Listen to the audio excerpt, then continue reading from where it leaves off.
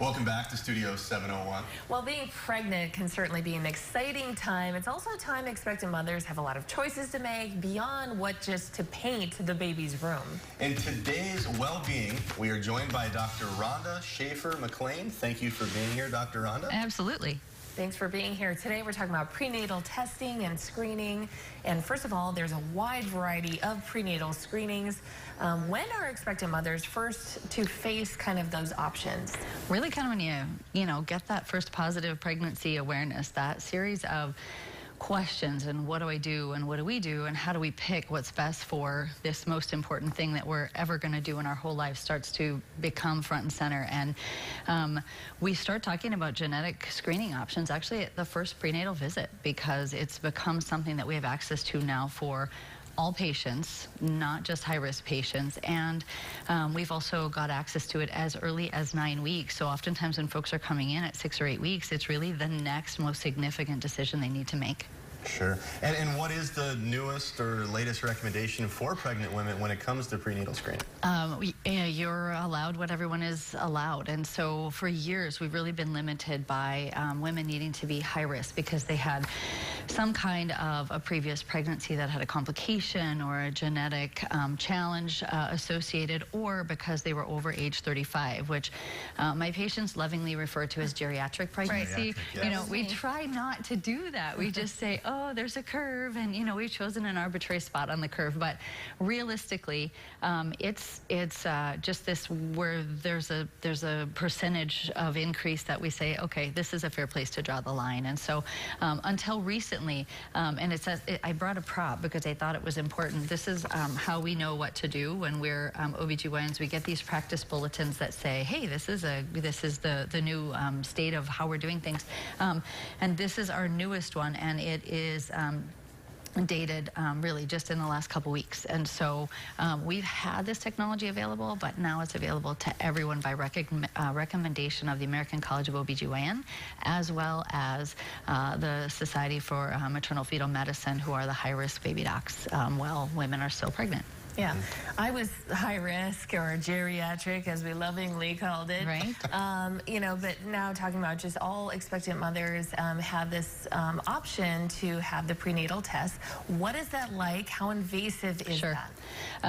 Well, by definition, the test is called a non-invasive pregnancy testing. And so we actually just do a mom's blood draw. And the way that works, if you take a peek at the graphic that they're giving you right now, there's a part of the fetal placenta that's going to let some of the DNA of the fetus out into maternal bloodstream, and we can pick that up, and then we use, there are two significant types of technology that we use to kind of make that more seeable, if you will, and from there we can decide whether or not we're concerned that there are certain genetic abnormalities. And I think patients need to be really thoughtful that this is an option. It doesn't make it a must-do. It doesn't mean that it's a bandwagon you have to jump on if you're 25 years old and healthy and you have no risk factors.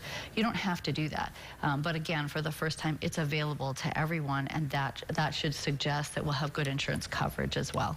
So insurance can cover this test? Yeah, we're really, I think, kind of in the spaces of taking it out for a spin for folks that don't meet those high-risk criteria. Certainly it's been covered as an option for the high-risk folks, but, we have just kind of gotten licensed to say, hey, it's okay, and we really, really support this as a group of OBGYNs nationally and a group of MFMs nationally, and so I think it's a really exciting time for folks. We've come from a place where the genetics we had were they were just either not available or not good. We can be wrong 20% of the time. That's a lot of wiggle. These tests are at about the 99% accuracy rate, which is really, really impressive. That is impressive. Wow. Yeah. A lot of parents certainly can decide to do it, and then what they do with that information is up to them. Do you give any advice to parents about how to receive that information? I think that really goes along with the responsibility of making sure that your patient is properly informed to take the test, because there should be a fair bit of counseling before you have this test, because we're going to get information. And are you going to get information you want to do something about or don't want to do something about? I would tell you almost every single one one of my patients will say to me, but it wouldn't change what we would do. And that's completely fine. What I often say to them is, it might change what I do.